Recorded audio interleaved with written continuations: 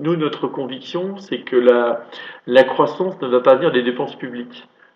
Tout démontre dans les systèmes précédents que l'accroissement de la dépense publique conduit à une diminution de la croissance. Ne prend pas 5 secondes aujourd'hui que dans un monde qui devient de plus en plus complexe, de plus en plus incertain, c'est par une centralisation et une décision au niveau de l'État qu'on peut obtenir de la croissance.